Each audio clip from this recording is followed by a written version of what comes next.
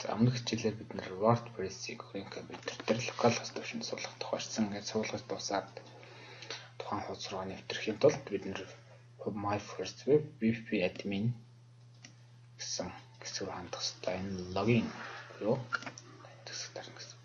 Тэгэхээр дараагийн удаа хандахтаа локал хост хавцсныхаа нэр буюу дөрөвний нэр 3 дугаарт нь WP логин гэсэн хэсгээр хандна гэсэн.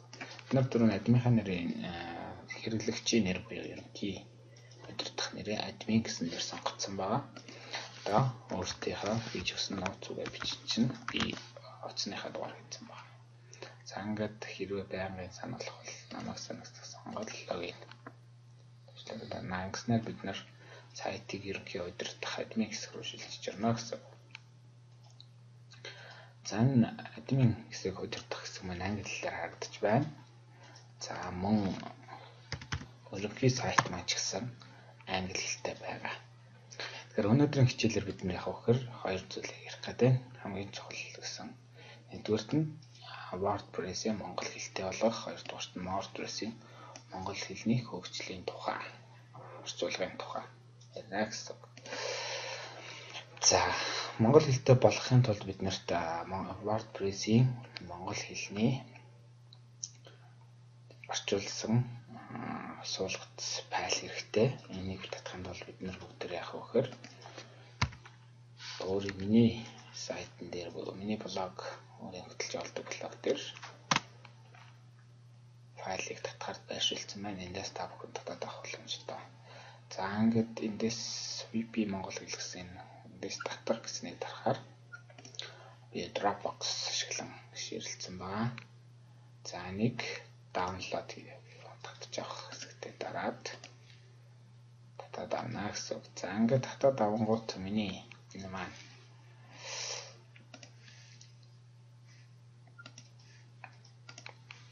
download хэсэгт WP lang гэсэн uuсан байна. Энийг extract here өмнө нь би үүсгэж байсан учраас задлаад ингээд нэгдүгээрт нь email гэдэг нь энэ WordPress-ийн үндсэн сайтыг монгол хэлээр харагдуулах, хоёрдугаарт нь админ хэсэг буюу удирдлагын хэсгийг монгол хэлээр харагдуулах хоёр файл байна.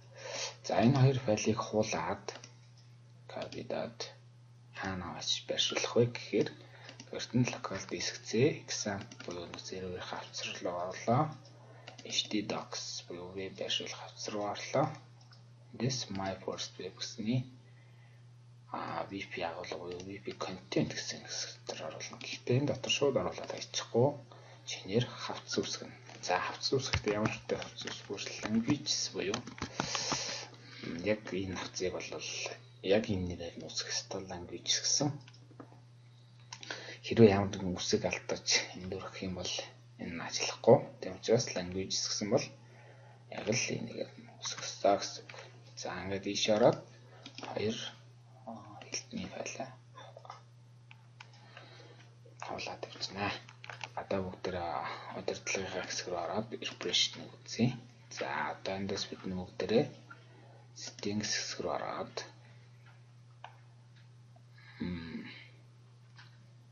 эндээс сонгохоор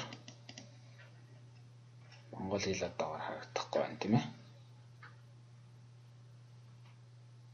За тэгэхээр одоо энэ дотор монгол хэлийг одоо энэ дараад ирсэн байна.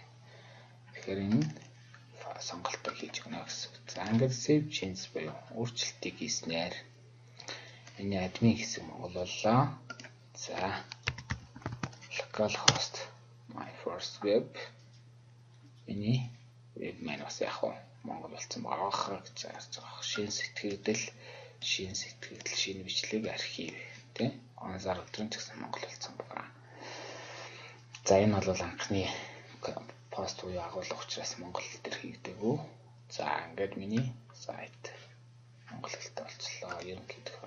За таавал ер нь бол заавал монгол хэл дээр ашиглах албагүй өөр англи хэлийг мэддэг бол англи хэл дээр ашиглах боломжтой. Мэдээж бид нарт их хэл гэдэг маань бид нарт илүү төхөнтөө ашиглахад ойр байгаа учраас монгол хэл дээр суулга ашигласан ч бид нарт бас их боломжийн гэж би үзэж байна.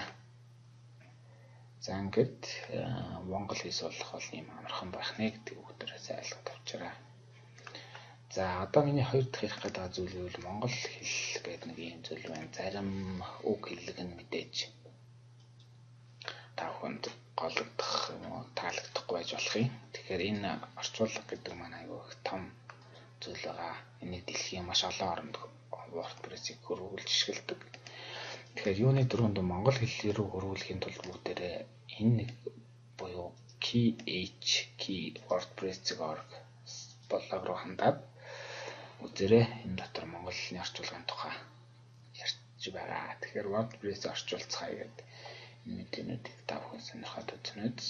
Эндээс хамгийн гол зүйл нь Translate WordPress буюу монгол хэл рүү хөрвүүлэх тухай нэр ярих гэдэг байгаа. Тэгэхээр энэ WordPress-ийг орчуулахын тулд ганцхан хүн мэдээж бүгдийг орчуулна гэдэг бол хүндрэлтэй. Тэгэхээр олон хүн нийлж тал талаас нь өөрсдийнхөө мэддэг зүйлээ өгснөөр маш хурдтайгаар бүгдээрээ хэлбэрхаан орчуулах боломжтой гэсэн үг. Тэгэхээр та WordPress-ийг ашиглаж байгаа бол өөрсдийн хувь нэмрээч гэсэн энэ орчуулган дээр оруулах боломжтой гэснээр бид бүхэн талаар тусал нэмэр хичээр монгол хэлийг монгол хэлээр WordPress ашиглах том боломж нь илүү өргөн хүрээнд болно гэсэн үг. Тэгээд та бүхэн ийшээ орж дэлгэрэнгүй сонирхоод үзээрэй гэж хүсэж байна. За ингээд өнөөдрийн хичээлийг өндөрлөе. Бид өнөөдөр WordPress-ийг монгол хэлтэй болгох тухай үзлээ. Та бүхэнд энэ хичээл таалагдсан байхаа гэж найдаа.